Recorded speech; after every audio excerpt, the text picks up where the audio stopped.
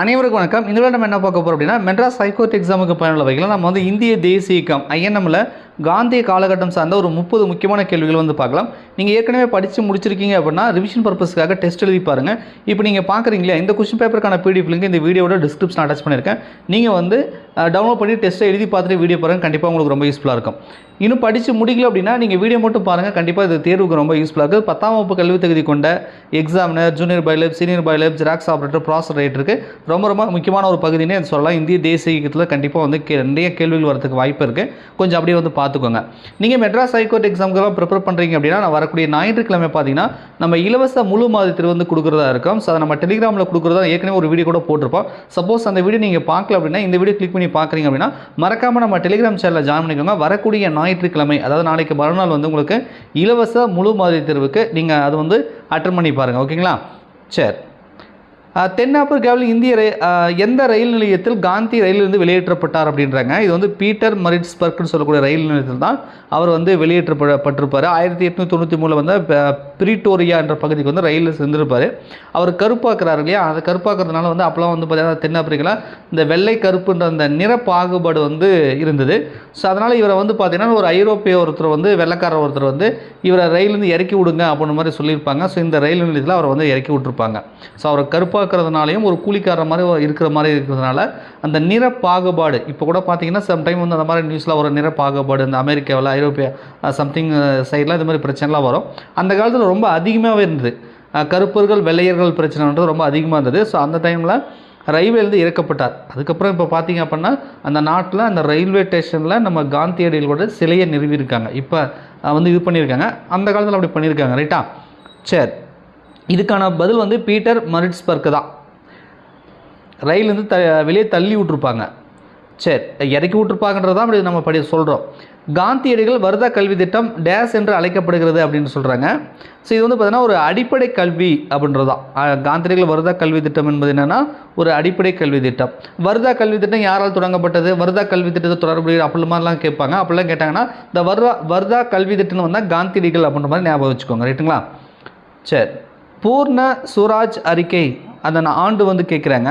இது வந்து பார்த்தீங்கன்னா சி ஆப்ஷன் லாகூரில் இது பண்ணியிருப்பாங்க. 1929 லாகூர் அப்படின்றதான் இதுக்கான விடை. மகாத்மா காந்தி கொண்டு வந்த பள்ளி கல்லூரி சட்டமன்ற புறக்கணிப்பு போராட்டத்தின் பெயர் என்ன? இதை வந்து புறக்கணிச்சிருப்பாங்க. அப்போலாம் பார்த்தீங்கன்னா வெள்ளையனே வெளியே இருக்கான், உப்பு சத்தியாகிரகம் இருக்கான், ஒத்துழைப்பு அமைக்கணும், நிறைய போராட்டங்கள் அகிம்சை வழியில் காந்தியடிகள் பண்ணியிருப்பார். அந்த டைமில் வந்து பள்ளி கல்லூரி சட்டமன்ற புறக்கணிப்பு வந்து பண்ணியிருக்காங்க. அது எந்த இயக்கத்தை வந்து தொடர்புடையது, எந்த இயக்கத்தின் போது அதெல்லாம் செஞ்சாங்க அப்படின்னு சொல்லி கேட்குறாங்க. ஸோ அது வந்து பார்த்திங்க அப்படின்னா ஒத்துழையாமை இயக்கத்தில் தான் இந்த மாதிரி பள்ளி கல்லூரி சட்டமன்றத்தெல்லாம் புறக்கணிச்சிருப்பாங்க.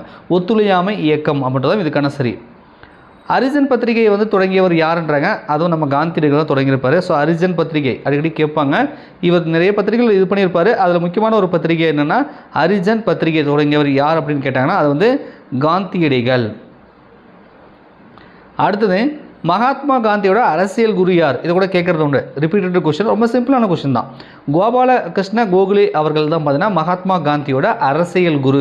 ரைட்டா? இது ரொம்ப இம்பார்ட்டண்டான கொஸ்டின், ரிப்பீட்டட் கொஸ்டின். நிறைய எக்ஸாமில் வந்து திருப்பி கேட்பாங்க. ரைட்டா? அந்த 10ஆம் வகுப்பு கல்வி தகுதி, 8ஆம் கல்வி தகுதிலாம் இந்த மாதிரி சிம்பிளான கொஸ்டின்லாம் கேட்பாங்க. ஞாபகம் வச்சுக்கோங்க.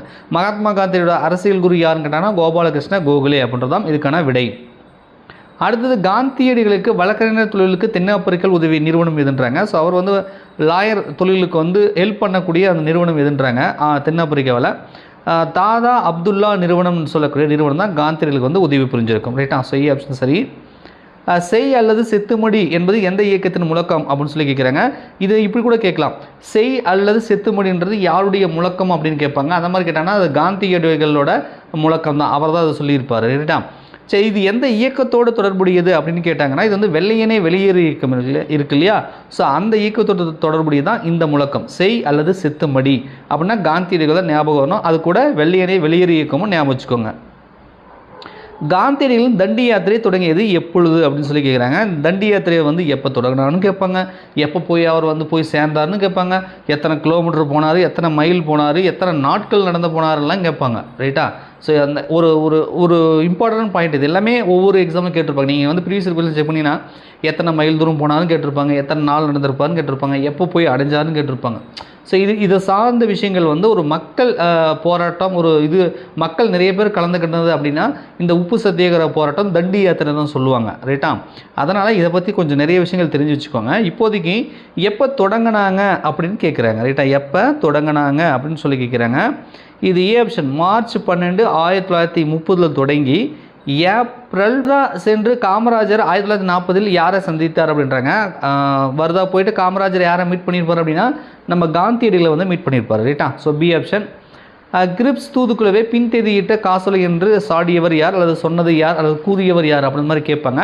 இந்த பின்தேதியிட்ட காசோலை அப்படின்னு சொன்னது யாருன்னா இந்த கிரிப்ஸ் தூதுக்குழுவை நம்ம காந்தியடிகள் தான் அப்படி சொல்லியிருப்பார். காந்தியடிகள் அப்படின்றதா இதுக்கான சரி. 1930 மெட்ராஸில் நடைபெற்ற உப்பு சத்தியாகிரக தலைவர் யாருன்றாங்க. ஸோ உப்பு சத்தியாகிரக போராட்டம் மெட்ராஸில் நடந்தது, அதுக்கு தலைமை தாங்கியவர் யாருன்னு கேட்பாங்க.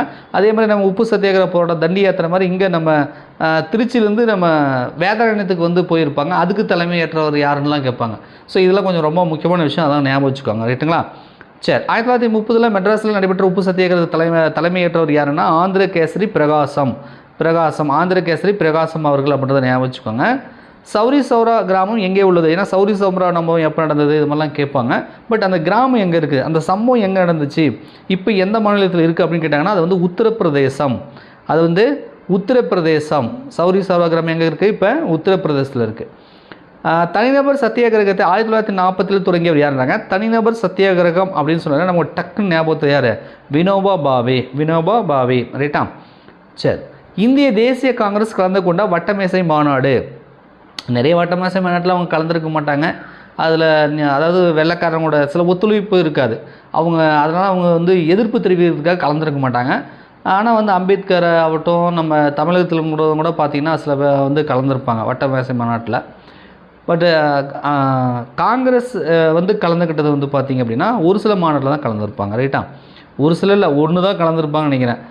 இந்திய தேசிய காங்கிரஸ் கலந்து கொண்ட வட்டமேசை மாநாடு அப்படின்னு பார்த்தீங்கன்னா 15 வந்து பி, அதாவது 2வது வட்டமேசை மாநாட்டில் மட்டும்தான் கலந்துருப்பாங்க. மீதி எல்லாமே ஏதோ ஒரு காரணத்துக்காக வந்து எதிர்ப்பு தெரிவிக்கிறதுக்காக வந்து கலந்துருக்க மாட்டாங்க, ரைட்டா? ஸோ அதை வந்து ஞாபகம் வச்சுக்கோங்க. 2வது வட்டமேசை மாநாட்டில் தான் இந்திய தேசிய காங்கிரஸ் வந்து கலந்துருப்பாங்க. இதேமாதிரி காந்தியடிகளும் வந்து கலந்துருப்பார், ரைட்டா? ஏன்னா தேசிய காங்கிரஸ் கலக்குது அப்படின்னா காந்தியடிகளும் 2வது வட்டமேசை மாநாட்டில் கலந்துருப்பார், அதையும் ஞாபகம் வச்சுக்கோங்க.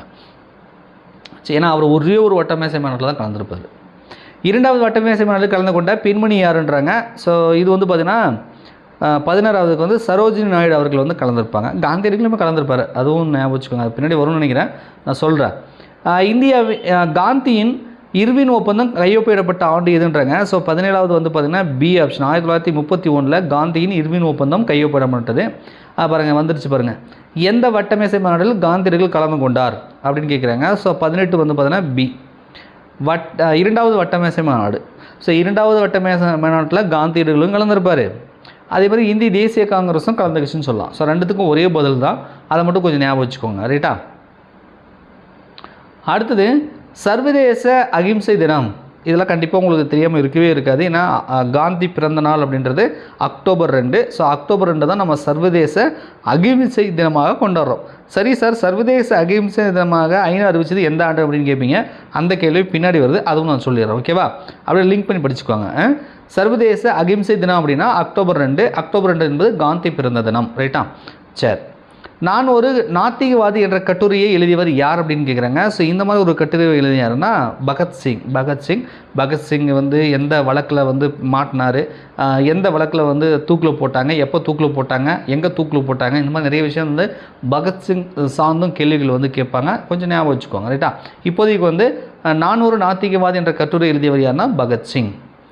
பாருங்கள், பகத்சிங் தூக்கிலிடப்பட்ட நாள் எது அப்படின்னு கேட்குறாங்க, ரைட்டா? ஸோ 21. ஸோ 21க்கு ஏ, அதாவது மார்ச் 23, 1931 பகத்சிங்கை வந்து தூக்கில் போட்டிருப்பாங்க.